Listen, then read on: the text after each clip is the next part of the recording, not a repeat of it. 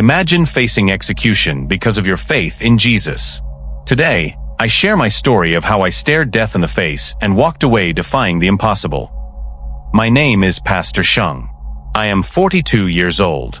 I was born in a small village near the city of Chongqing, in the southwest of China. Our village was surrounded by rice fields, small hills, and dusty roads that led nowhere fast. Most people in our village were farmers or factory workers. We didn't have much, but we had enough. My father was a quiet man who worked in a small tool repair shop, and my mother worked part-time at a vegetable market. From the outside, we were like every other ordinary Chinese family.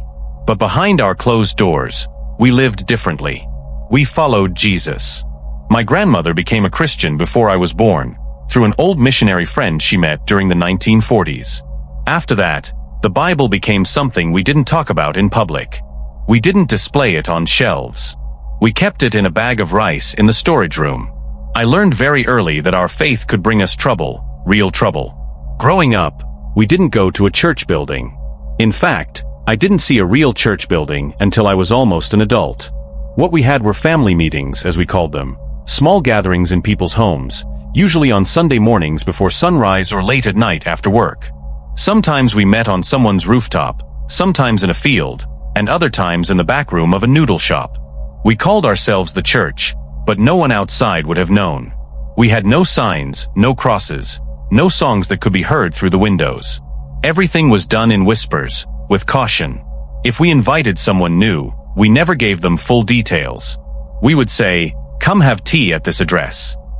And when they arrived, they'd see a group of believers sitting in a circle, reading the Bible softly and praying with one eye on the door. That's how it was. The church in China, at least the real one, doesn't live in the open. It survives in the shadows. In China, the government only allows Christianity through what they call the Three Self-Patriotic Movement. These churches are legal but tightly controlled. The government chooses the pastors, reviews the sermons, and even edits the Bible to remove anything they consider politically dangerous. That's why many true believers choose to worship underground. We refuse to register. We refuse to let the Communist Party tell us how to worship. But in their eyes, that made us criminals. To them, we were dangerous. Not because we broke any real law, but because we followed a higher authority. In the party's eyes, there should be no power greater than the state. They see Jesus as a threat. That's why house churches are monitored. That's why pastors are followed, questioned, or arrested. That's why I knew, even as a child, that one day my faith might cost me everything. And I accepted it, not because I was brave, but because I believed Jesus was worth it. I will never forget the first time I saw fear on my mother's face. I was 9 years old. We were attending a prayer meeting at our neighbor's home. The house was small and crowded, with about 12 people squeezed inside. I sat in a corner, copying verses from the book of John into a notebook because we didn't have enough Bibles for everyone. Then, without warning, we heard shouting outside. Someone banged hard on the door. My mother's arms wrapped around me fast. She whispered, "Stay quiet," and pushed me behind the water barrels in the corner. I peeked through the gap and saw 3 men from the Public Security Bureau walk in.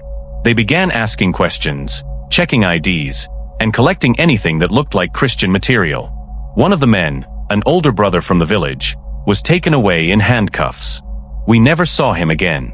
That night, I realized something. In China, believing in Jesus was not only hard, it was dangerous. But something in me also understood that it was holy. From then on, I saw everything differently. My grandfather began to teach me more seriously. He had kept an old faded Bible hidden for decades, passed down from his mother. During the Cultural Revolution, he buried it in the ground wrapped in cloth and plastic. When I was a teenager, we would sit on tiny stools at night with a single candle burning and read it together. He couldn't read well, but he knew many verses by memory. He would tell me, "Sheng, you must know this book better than your own name. One day, you may not have it." He was right. Later, we heard of raids in nearby villages where every Bible was taken and burned. That's why we began memorizing whole chapters. The word had to live inside of us because we never knew when the pages would be taken away. It wasn't just reading, it was survival. And I came to love that secret time with God more than anything else in my life. At 18, I knew I was called to serve. Not because I had dreams of preaching to crowds or becoming important. I simply couldn't stay silent anymore. I wanted others to know the Jesus I had come to love in the secret nights and quiet mornings. I started small, leading short Bible readings with 2 or 3 young men in our village. We met under trees, behind barns, and even in caves outside the city. I didn't call myself a pastor back then. I was just someone with a heart on fire. But over time, more people came. Someone told their cousin. A friend brought a coworker. A mother brought her teenage son. The group grew, and with growth came more risk. By 21, I was traveling between provinces: Chongqing, Sichuan, Hunan, and later Guangxi. I went where the underground church needed encouragement. I never stayed too long in one place. We learned not to use real names. We didn't keep written lists. If I disappeared, no one would know who else to arrest. That was the cost. Worship was never loud. We didn't have guitars or microphones. We sang softly, often just mouthing the words. We would use a small Bluetooth speaker to play street noise or television sounds in the background to cover our prayers. We baptized new believers in rivers before dawn when no one was around. Our communion bread was homemade, and the grape juice came from market stalls, hidden in plastic bags. We kept our gatherings under 10 people. If anyone new came, we made sure they were trusted. And still we worried. We never brought phones into meetings. Phones could be tracked. Audio could be recorded. We used coded language. "We're having tea" meant we're meeting for worship. "The air is clear today" meant it's safe to come. Every meeting felt like both a risk and a miracle, but the Spirit of God was always there. We cried. We laughed. We shared stories of healing, of persecution, of provision. In those rooms, I felt closer to heaven than I ever did anywhere else. I watched people lose jobs because of their faith. I saw believers turned away by their families. I met a sister in Hunan who was fired from her teaching position after someone reported she was sharing Bible stories with her students. I met a young man who was beaten by local authorities after he was caught handing out gospel tracts. I visited families who had lost loved ones to long prison sentences simply for organizing prayer meetings. And yet, I never met a single one who gave up the faith. They would smile with tears in their eyes and say, "This is our cross, and we will carry it." Their strength gave me strength. Their courage kept me going when I felt afraid. There were many nights when I wondered if I was doing the right thing. I could have stayed silent, worked a normal job, and lived a quiet life. But every time I tried to pull back, the Spirit would remind me, Jesus did not hide his love for me. How could I hide my love for him? By the time I was in my early 30s, I was known among many house churches across the southern provinces. People called me Brother Sheng, and I often moved from city to city, staying with believers, leading Bible classes, and encouraging small groups. I was careful, but even with caution, I knew the walls were closing in. The government had begun using facial recognition cameras in many cities. Phones were being tapped. We heard of pastors being tracked through WeChat or identified from old photographs. The pressure was increasing. In 2018, a law was passed that made it easier for local police to arrest anyone holding religious gatherings without permission. They called it maintaining harmony. But harmony for them meant silence from people like us. I began to feel like my time was running short. I prayed more. I fasted. I wrote letters to my family, just in case. I told my church members that one day I might be taken. But I told them not to be afraid. I said, if they arrest me, don't cry. Preach louder. It was a cold evening in late November, and the sky over Nanning was dark by 6. I had arrived in the city only 3 days earlier, staying quietly with a brother named One, who operated a tiny watch repair stall in an old market alley. That night, we planned to meet with 7 believers in a back room of a printing shop owned by an older sister in the faith. The shop was closed for business that day, the lights turned off at the front to avoid attention. We entered one by one through the rear alley door, careful not to come all at once. I remember how peaceful it felt at first. The room smelled of ink and old books. We sat on plastic stools, our Bibles hidden inside brown envelopes. I had just finished reading Matthew 10 verse 28 about not fearing those who kill the body when we heard the sound that made my stomach turn. 3 sharp knocks, followed by silence. No one moved at first. We all looked at each other, frozen in place. The knocking came again, louder this time, followed by the unmistakable voice of authority. Open the door. Inspection. My heart was pounding. The sister who owned the shop hesitated, then walked slowly to the door. The moment she turned the handle, the door burst open. 4 plainclothes officers pushed their way in. Behind them, a man with a camera began recording. They shouted for everyone to stand up and show identification. One of the officers grabbed the Bible envelope from my hands and tore it open. Illegal material, he said. He called me by name before I could say anything. That's when I knew someone had told them I would be there. Someone had betrayed us. We were all ordered to put our hands against the wall. I glanced at Brother One. His face was pale. In my heart, I prayed, Lord, your will be done. They took only 3 of us, me, Brother One, and the sister who owned the shop. The others were let go, probably because they didn't speak during the meeting. As we were led out into the alley, I noticed the shop door had a small surveillance camera above it. It hadn't been there the last time I visited. They had been watching. The officers didn't speak to us during the ride. We sat in the back of a black van with covered windows, our hands zip-tied behind our backs. I tried to stay calm, but I could feel fear rising in my chest. I had prepared for this moment in my heart for years, but nothing really prepares you for the cold reality of being taken away. The van drove for maybe 20 minutes. We arrived at a small gray building on the edge of the city, not an official police station, but a processing center. I knew these places. No lawyers, no records, no calls. Just silence and questions. Inside, the building was dimly lit. The walls were stained, and the smell of sweat and bleach filled the air. They took our names, searched our pockets, and then separated us. I was led down a narrow hallway to a small room with a steel chair bolted to the floor. A camera stared down at me from the ceiling. The officer who brought me in didn't say a word. He just gestured for me to sit. As soon as I did, a metal cuff snapped shut over my right ankle, locking me to the chair. Then the door closed, and I was alone. It was cold. I could hear voices outside the door, but I couldn't make out the words. After a long time, maybe an hour, the door opened, and 2 men walked in. One was young, maybe in his 30s. The other was older, dressed neatly, holding a folder. They didn't introduce themselves. They didn't offer their names. The older one sat and began flipping through papers. Your name is Sheng, he said flatly. You are not from Nanning. You've traveled across 4 provinces in the last 3 months. You met with underground Christian groups in Sichuan, Hunan, and Guangxi. You are not registered with the Religious Affairs Bureau. You are a threat to national stability. He looked up and stared at me. I didn't respond. The younger man leaned forward and said, We know everything. Do you understand? I nodded slowly. My throat was dry. Tell us who organized the meeting tonight. Tell us who brought the Bibles. Who funds your travel? Where are the others hiding? I said nothing. I knew the rules. Never give names, never give locations, never give details. The older officer leaned back. You're protecting people who wouldn't do the same for you. I closed my eyes briefly and prayed for strength. I am a pastor, I said quietly. I teach the Bible. That's all. The younger officer slammed his hand on the table.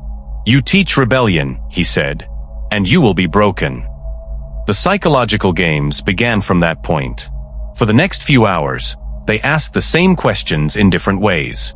They tried friendly conversation, then shouting.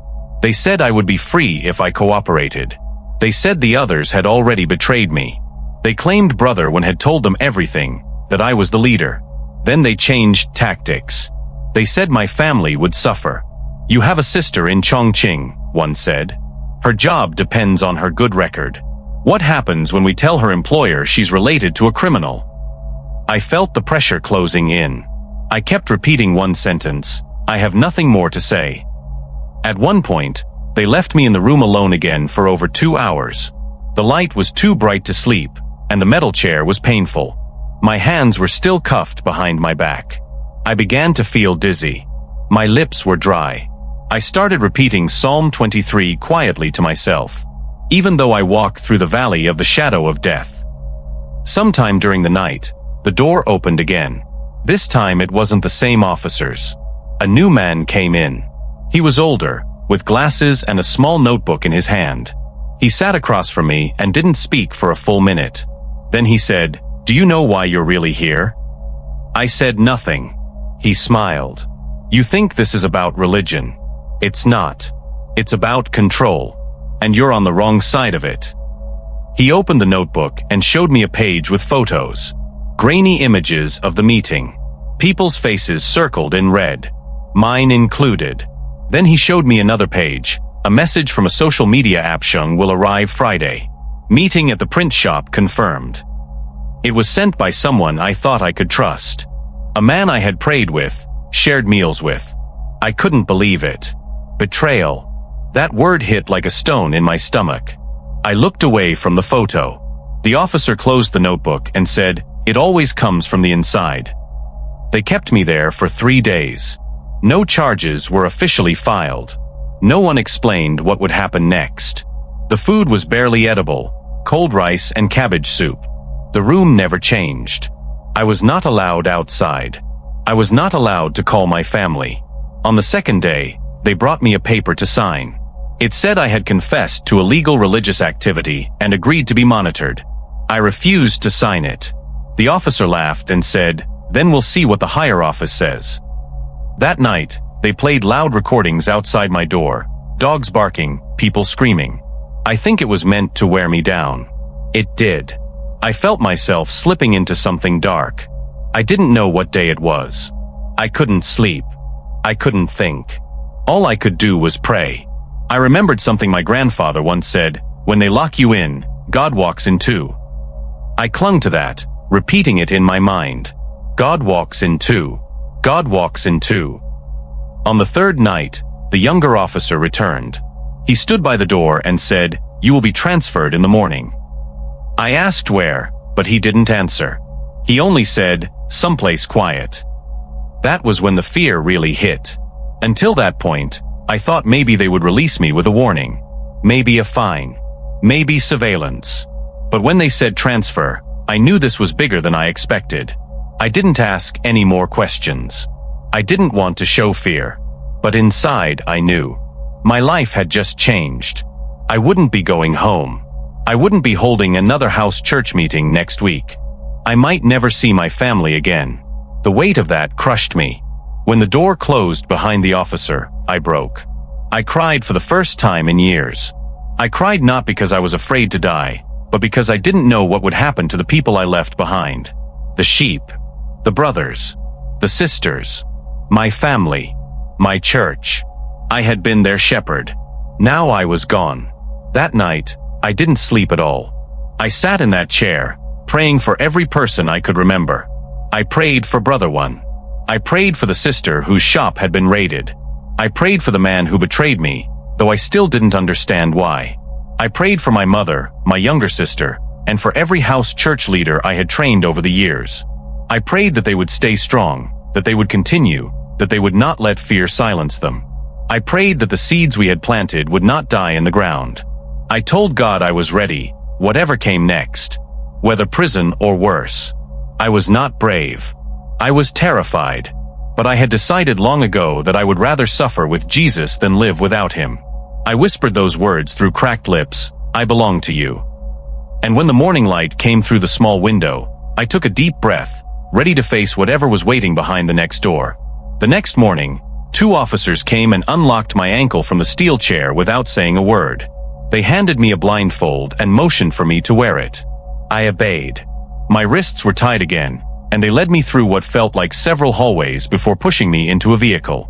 I couldn't see where we were going, but I could tell we left the city. The sound of traffic faded, and the road became bumpier.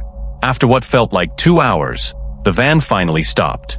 They removed the blindfold, and I saw a tall concrete facility surrounded by a barbed wire fence. The air was dry and cold.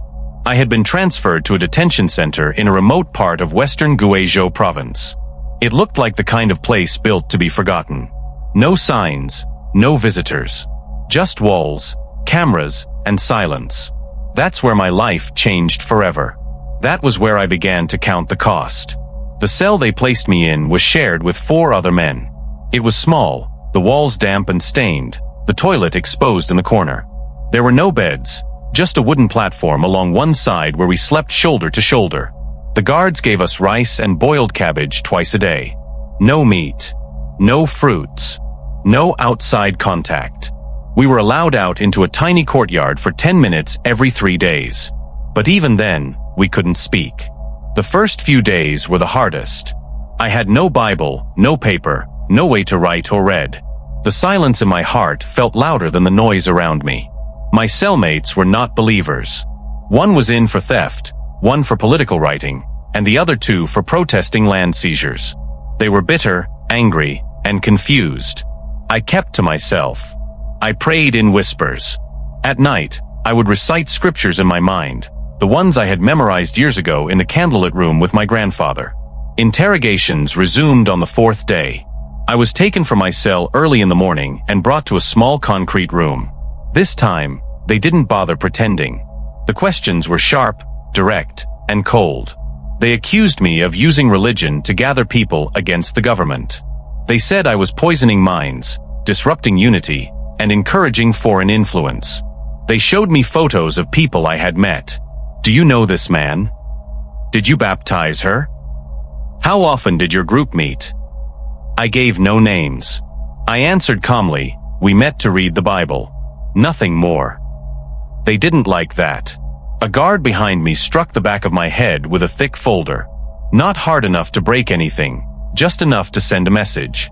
The older officer looked me in the eye and said, "You think silence protects them? It doesn't. We already know. We just want to see if you'll lie. If you lie, it's worse for you." I said nothing else. They eventually sent me back to my cell. This pattern continued for over a week.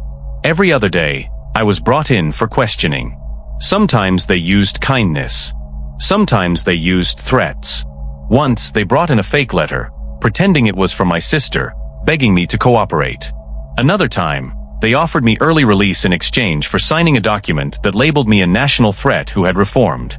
I refused. Every night, I cried quietly into my sleeve. Not because I was afraid for myself, but because I didn't know what had happened to the others. Were they safe? Had the church scattered? Were the new believers being watched or harmed? The weight of those questions pressed down on me like a mountain. And yet, each night, after the others fell asleep, I whispered the Lord's Prayer. Slowly, one word at a time. Our Father who art in heaven. Those words gave me more strength than food or water. They reminded me I was not alone. That even in that dark cell, God saw me. After 2 weeks, the guards told me I was going to trial. They gave me no notice, no time to prepare, no lawyer. The court was just a small office inside the detention center. 3 men sat behind a table. One of them wore a judge's robe. The others were government officials. No family was present. No defense was allowed. They read a list of charges against me: illegal religious gathering, possession of banned religious material, operating unregistered religious institutions, and attempting to subvert the authority of the state through religious influence. One of the officials spoke for a few minutes about the danger of foreign ideologies, like Christianity, that challenged traditional loyalty to the Communist Party. They said my actions were a deliberate effort to destabilize public harmony and encourage civil disobedience under the cover of religion. I stood silently as they spoke. There was nothing I could say that would matter. I wasn't there to be heard. I was there to be judged. They did not announce the verdict that day. They told me it would come from a higher office in Beijing, due to the severity of the charges. I was returned to my cell. Days passed. Then a week. I prayed more than I ever had in my life. I stopped asking for escape. Instead, I asked God to help me endure whatever was coming. I asked for peace. I asked for courage. I asked for the grace to forgive those who had betrayed me and those who now held me in chains. I remembered how Jesus stood silent before Pilate, how Paul sang in prison, how Stephen looked to heaven while the stones fell. I wanted that kind of faith, not the kind that runs, but the kind that stands firm. One night, I knelt quietly beside the toilet while my cellmates slept. I whispered, "Lord, I don't know what they will do to me, but let me remain faithful to the end. Let me not bring shame to your name." It was a cold morning when the guard came to my cell and told me to get up. No emotion in his voice. Just, "Come with me." I followed him down the hallway to an office I hadn't seen before.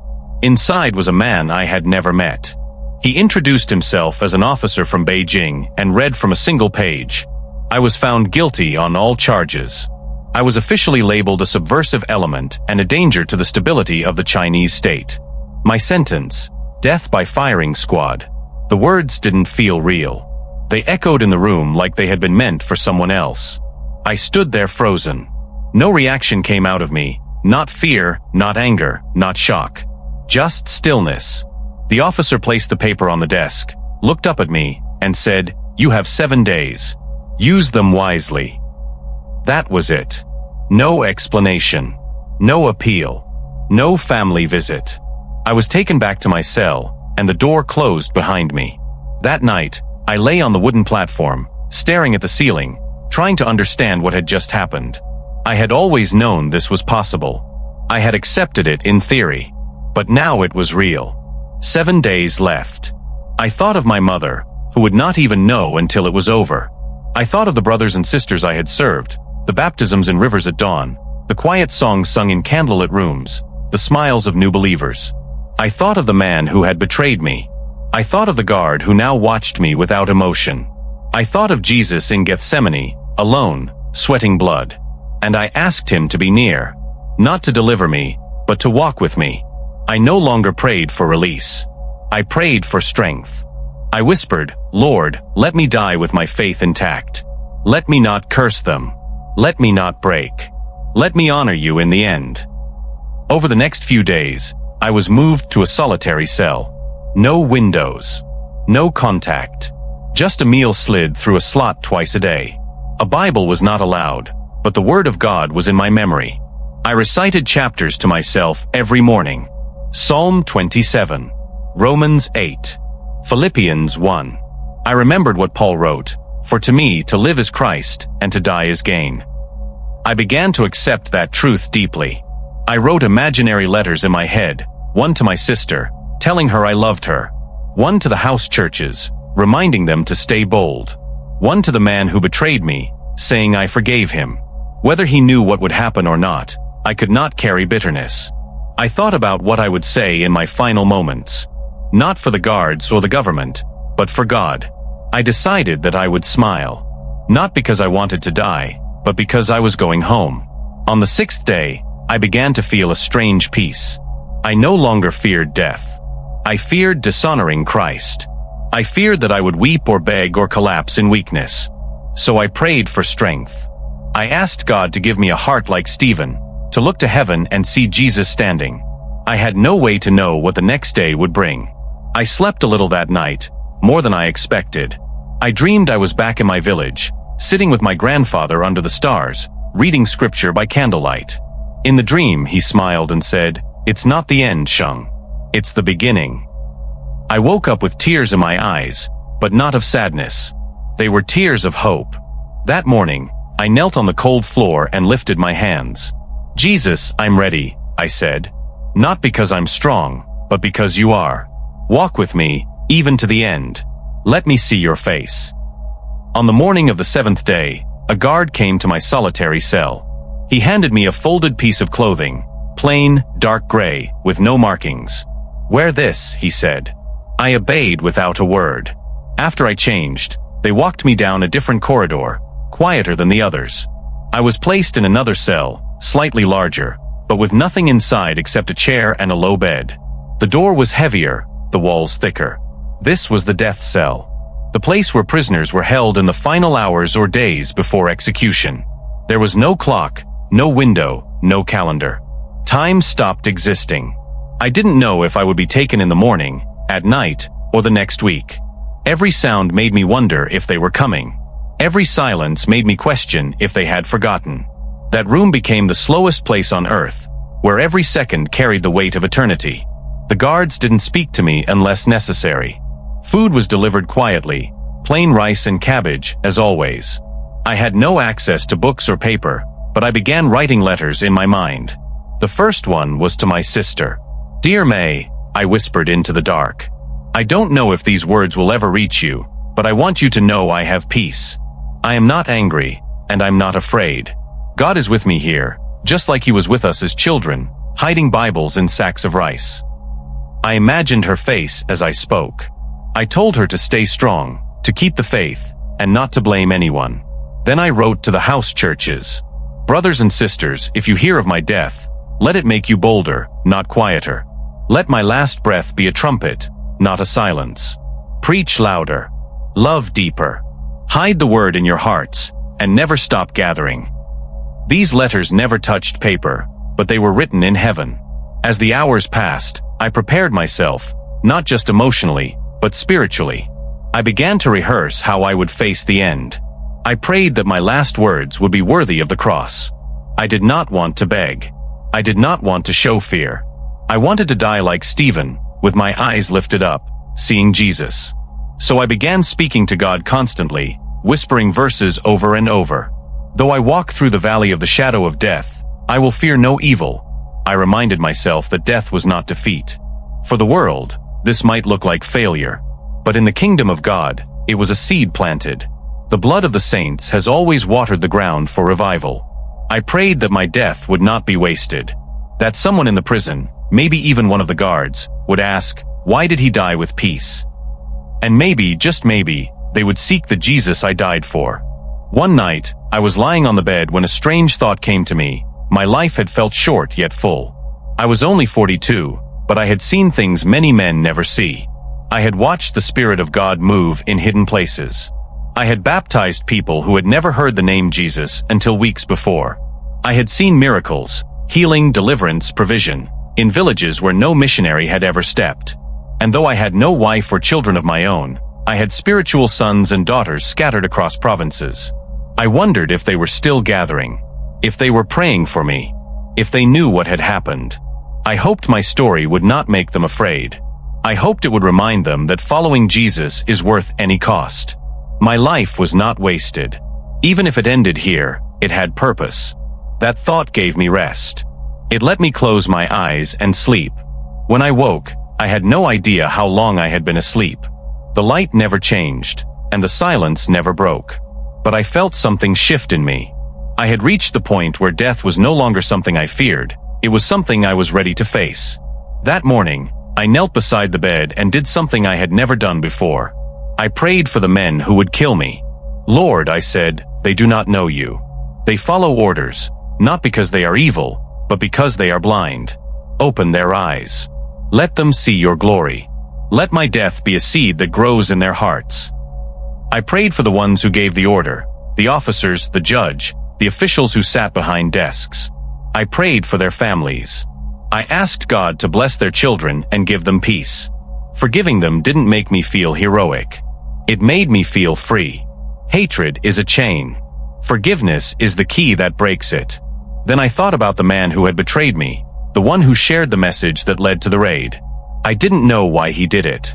Maybe he was threatened. Maybe he didn't mean to cause this much harm. Maybe he had regrets. I had spent days wrestling with that. But now, sitting alone in a death cell, I let it go. I forgive him too, I said aloud. Father, do not hold this against him. I remembered how Jesus said the same on the cross. Not with bitterness, not with sarcasm, but with compassion. Father, forgive them, for they know not what they do. That verse echoed in my heart like a song. My prayer shifted. I stopped thinking of what was being taken from me and began to thank God for what had been given. I thanked him for my family, for my church, for every quiet meeting and every whispered prayer. I thanked him for the honor of suffering for his name. In those final days, I stopped asking when the guards would come. I lived each moment as if it might be my last. Each breath became a prayer. Each memory became a treasure. I saw the faces of people I had led to Christ. A young girl in Hunan who had asked me, "Will Jesus protect us if we are arrested?" I had told her, "He may not protect your body, but he will never leave your soul." Now, I repeated those words to myself. I thought of the old farmer who carried his Bible wrapped in cloth because he couldn't afford a cover. I remembered his tears when he was baptized in a muddy river. I remembered the smile of a widow who had once said, "If I have Jesus, I have enough." These memories were gifts. I didn't die with bitterness. I died with joy. I didn't die wondering if I had done enough. I died knowing I had been faithful, even in weakness. Sometimes I wondered what the moment would feel like. Would they let me say anything?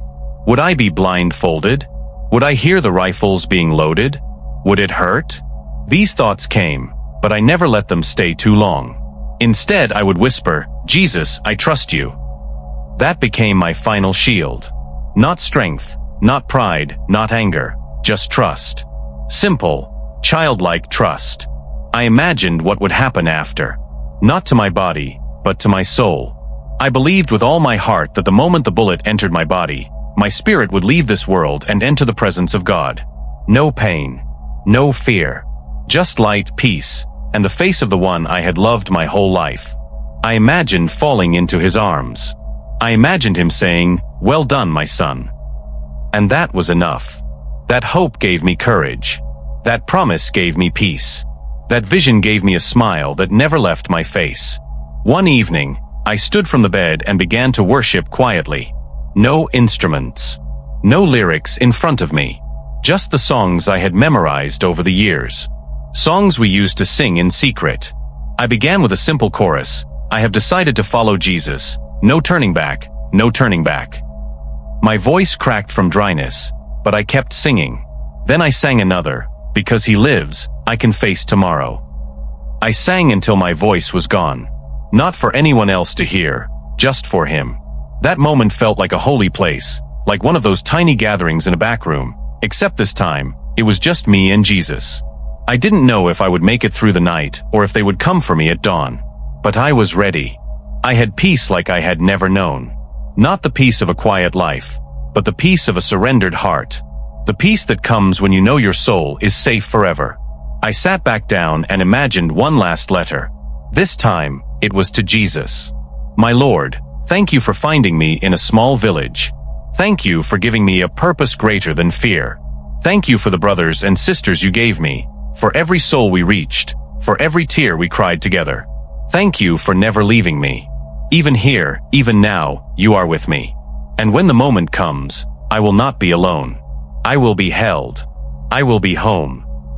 That prayer became my final preparation. Not a sermon. Not a confession. Just gratitude. In that quiet cell, on that quiet night, I understood what it meant to be free. Not because I would escape death, but because death could not touch what mattered most. My spirit was already out of reach. My soul was already his. That was my final comfort. That was my waiting room. Not of fear, but of peace.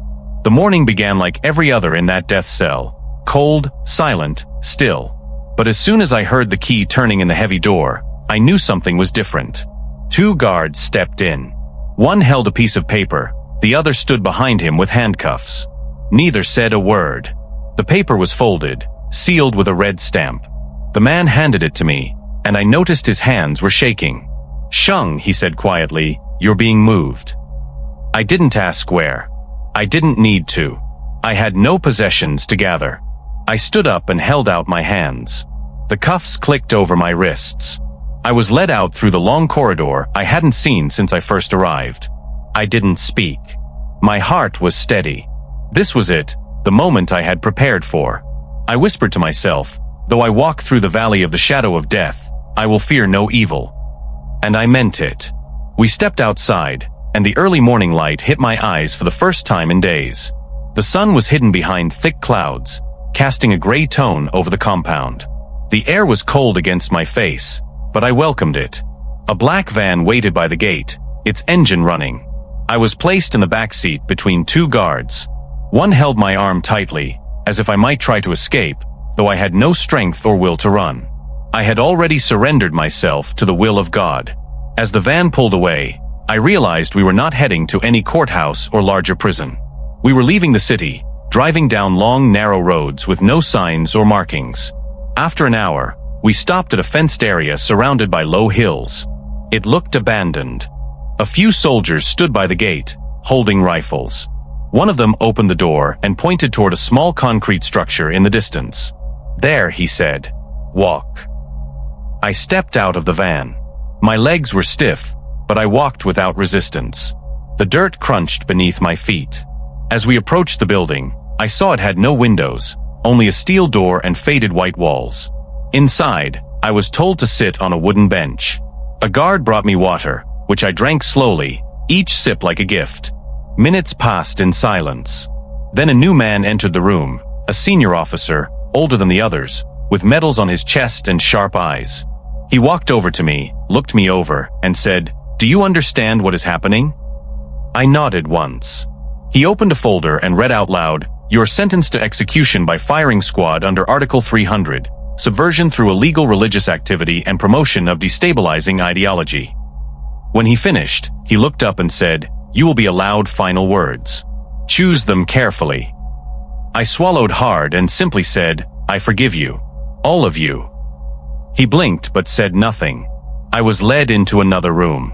This one was open to the sky, surrounded by low walls with tall grass in the distance. There was a wooden post in the center, darkened by rain and time. I had seen pictures like this before. Now I was standing in one. The soldiers stood in a line about 20 meters away, their rifles pointed toward the ground. I was told to walk to the post. My steps were slow, but steady. Each one felt like a chapter closing. When I reached it, one of the guards tied my hands behind my back.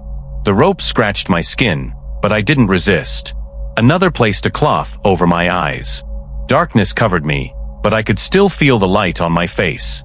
My heart was beating, but not wildly. I had imagined this moment many times. I thought I would be terrified. Instead, I felt calm. Not brave, just ready. I whispered under my breath, "Into your hands, I commit my spirit." Then came the sound. The sharp clack of boots. Orders being given. The soldiers raising their rifles. I couldn't see them, but I could hear every motion. My ears were suddenly sharper than ever. I could hear the wind brushing the grass. I could hear a bird somewhere in the distance. I could hear my own breath, steady, slow. Then came the final command. A voice shouted, "Ready!" And I heard the rifles lifted into position. Aim. The silence that followed stretched like eternity. I waited for the final word, "fire," to break the world into two. But it never came. Instead, there was a sudden voice, loud and panicked, shouting in Mandarin, "Stop! Stop!"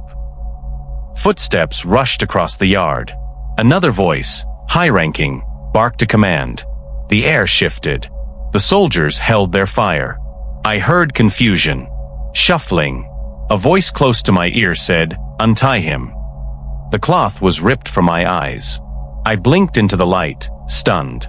The officer with the medals was on a phone, shouting into it. I was still alive. I stood there, dazed, as a guard rushed forward and cut the rope around my wrists. My hands dropped in front of me, shaking. The officer slammed the phone shut and walked over. His face was pale, eyes wide. He looked at me like I was a ghost. "The execution is halted," he said. "New orders from Beijing." I didn't respond. I couldn't. I was trying to understand what was happening. One moment, I was seconds from death. The next, I was being untied. I looked at the soldiers. They looked back at me, stunned, unsure if they were part of something holy or political. The officer cleared his throat and said, "You are no longer under sentence of death. Further instructions will come."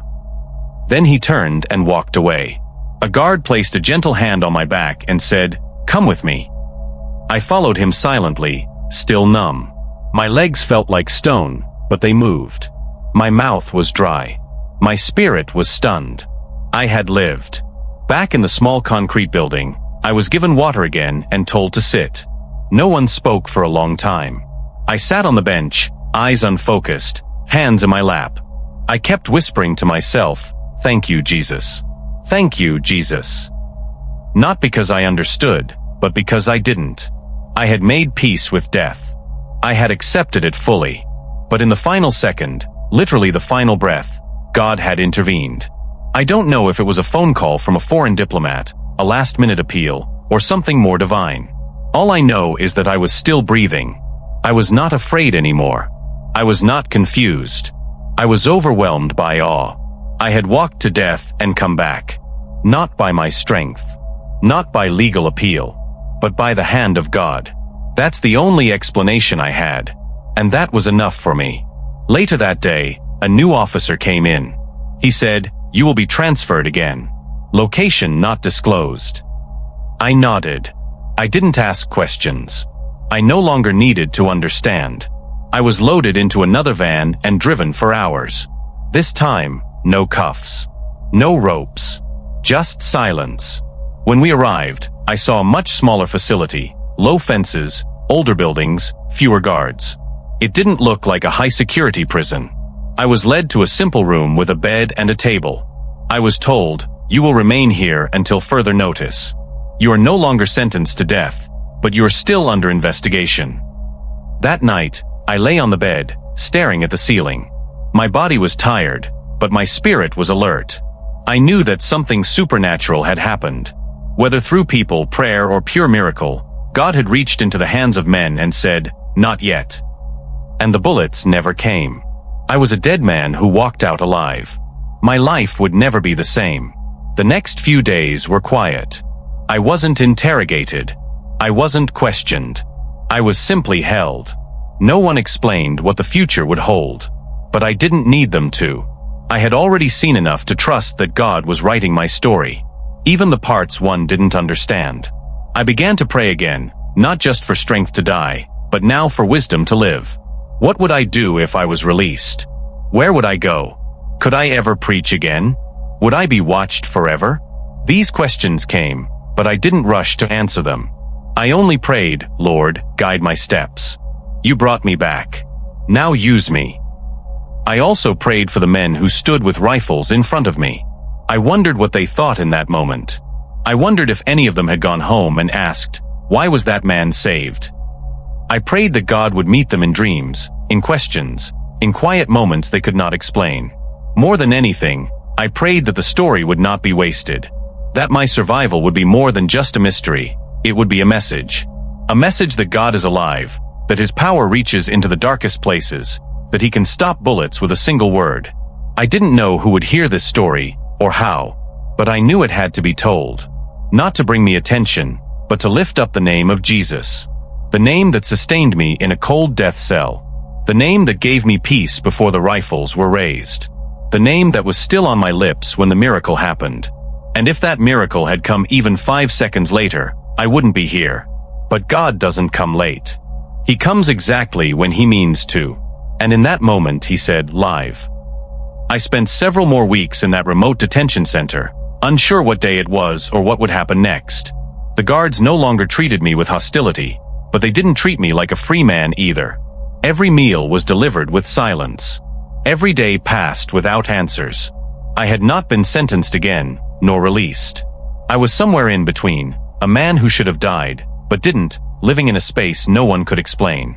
I began to notice that I was being watched differently.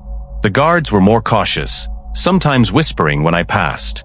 One day, an officer came in with a new set of clothes, civilian clothes, not prison-issued. He said, "Put these on. You'll be leaving soon." He didn't say where. I obeyed, heart pounding. I knew something was shifting again. I felt like a ghost waiting for a name, not sure whether I was being buried or raised. But I knew God was still writing the story. The next morning, I was blindfolded again and placed into another van. The ride was long. I counted at least 4 hours. When the van finally stopped, I was led out by 2 men I had never seen before. They didn't wear uniforms. They didn't speak harshly. One of them quietly said, "We're not allowed to explain much, but someone is watching out for you." I didn't ask who. I was too afraid of ruining whatever invisible protection had surrounded me since the execution. They walked me to a small building in what looked like a farming area. Inside was a simple room with food, a bed, and a change of clothes. "You'll stay here for a few days. Someone will come," one of the men said. Then they left. I sat on the bed, my heart racing. It was the first time in months I had been outside a prison without chains. But freedom felt confusing. I kept asking myself, why me? Why did I live, when so many others never came back? On the 3rd day, just after sunset, another man arrived. He wore a plain jacket and carried a small notebook. He introduced himself only as Mr. Han. He sat across from me and spoke softly. "You have friends you've never met," he said. "People from outside China. They've heard your story." I didn't know how. I hadn't spoken to anyone. I hadn't even had a visitor. "They've been speaking on your behalf," he continued. Quietly, but with power. I listened in silence. He explained that international Christian networks, human rights groups, and possibly some diplomatic voices had started asking questions. Quiet pressure was being applied, not enough to cause headlines, but enough to make someone uncomfortable. "The officials don't want trouble," he said, "so they've decided to let you disappear quietly." He paused. "They call it a release without record. You will not go home. You will not speak publicly, but you are no longer under official sentence." My mouth went dry. I was free, but I was also erased. Mr. Han handed me a folded envelope. Inside was an ID card with a new name, a small amount of local currency, and instructions. "You will go west," he said, "to a town near the Tibetan border. Stay there until you are contacted again." I nodded, though my mind was spinning. "If you stay quiet, you will not be found. If you speak, no one can help you." I understood. My life had been spared, but at a price: silence and exile. That night, I lay in bed with the envelope under my pillow. I stared at the ceiling, heart heavy. I had dreamed of freedom for months, but this wasn't the kind I imagined. I couldn't go home. I couldn't see my sister. I couldn't return to the churches I had helped plant. I was alive, but invisible. The next morning, I followed the instructions. A driver came. No words were exchanged. We drove for hours, through winding mountain roads, until we reached a quiet village tucked between hills.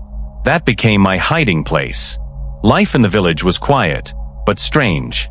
I found a small room to rent from an old couple who didn't ask many questions. I pretended to be a craftsman looking for solitude. I worked odd jobs, kept to myself, and avoided drawing attention. Every face that passed made me cautious. Every knock on the door made me flinch. I was free in body, but not in spirit. I missed the church. I missed the singing, the praying, the shared tears. Most of all, I missed my purpose. I had spent over 20 years risking everything for the gospel, and now I was hiding like a criminal with no voice. The silence became a kind of prison. Some nights I would sit by the small stove in my room and ask God, "Why did you save me?" I thought of the brothers who had been beaten, the sisters who had disappeared, the pastors who were never seen again. "Why me, Lord?" I asked. "What do you want from me now?" Survivor's guilt is not something I understood until then. It's a quiet pain. You don't feel it all at once. It comes slowly, in the silence, in the isolation, in the memory of those who didn't make it. I would wake up at night remembering the face of the man I saw just before the raid, the woman whose shop was stormed, the believers whose names I could never mention again. I would cry without sound, pressing my face into the pillow. Not out of fear, but out of grief. I had lived, but the cost felt unbearable. The burden of being the one who was spared became heavier than I expected. I stopped praying for release and started praying for meaning. "Lord, don't let this survival be wasted," I whispered. "If I'm still here, then use me again. Even if I stay hidden forever, let my life still bear fruit." That prayer began to shape my next steps. I wasn't ready to give up. Not yet. One afternoon, while walking along a narrow dirt road, I met a young man who said he was a schoolteacher. He asked if I had experience with children. I said I used to help with youth education. He invited me to help tutor some of the students in his class who were struggling. I accepted. It was a small thing, but it opened a door. Over the weeks that followed, I met a few other villagers. I never told them my story, but I listened to theirs. I heard their struggles, their hopes, their questions about life. Slowly, carefully, I began to speak to them, not about religion, not directly, but about hope, about peace, about a truth greater than fear. And one by one, they listened. A few weeks later, the teacher invited me to his home. He whispered, "I think you're a man of faith." I didn't deny it.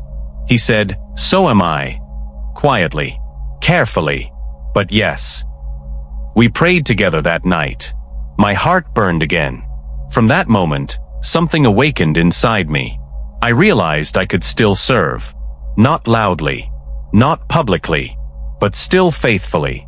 I started meeting quietly with a small group of believers in the village. We didn't call it church, but it was. We prayed. We read scripture, from memory, from notes, from whatever pieces we had. We sang in whispers. I discipled 2 young men who felt called to serve others. I shared my story in parts, never the full version, never the dangerous details, but always the message that Jesus is worth it all. That he saves, he protects, and he calls us to remain faithful even in hiding. I learned to preach again without standing on a stage.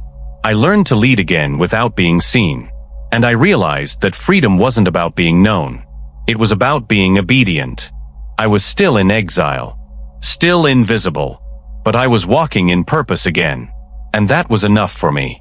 A year later, I received a message through a trusted contact. It came written on a folded piece of fabric, something only a person of the underground church would understand. It said simply, "You are remembered. You are prayed for. The story is spreading." I wept when I read it, not because I wanted fame, but because I needed to know it mattered, that my survival had not disappeared into silence, that the miracle had not been wasted. I don't know who sent that message, but it told me everything I needed to hear.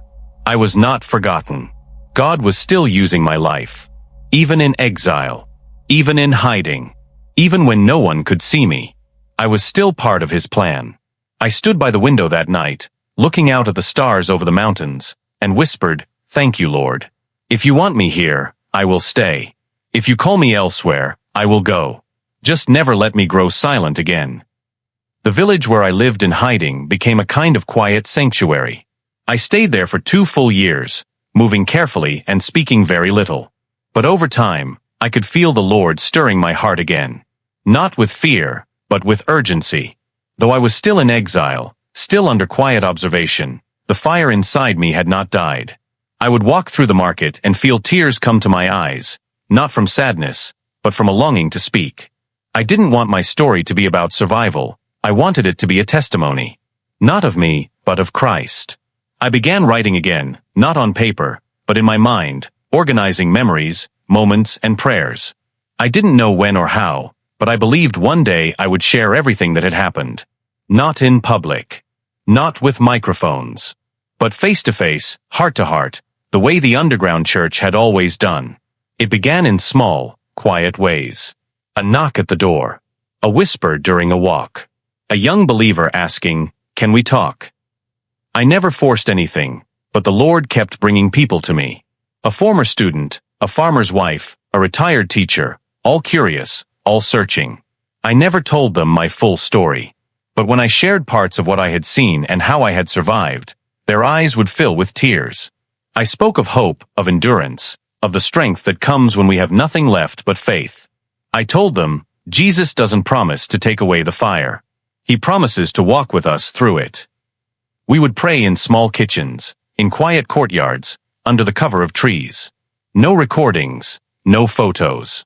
Only the Holy Spirit present. The more I shared, the more I healed. The more I healed, the more I knew I had not been saved just to survive. I had been saved to serve. Over time, the pressure around me faded. The people who once watched my steps either forgot or were told to look away. It became clear that someone somewhere was still shielding me, someone who had made it possible for me to live unnoticed. I don't know who they were, and I never tried to find out. I simply gave thanks. And one day, quietly, I was given the opportunity to leave China altogether. It wasn't dramatic. A passport, a border crossing, a bus ride. No questions asked.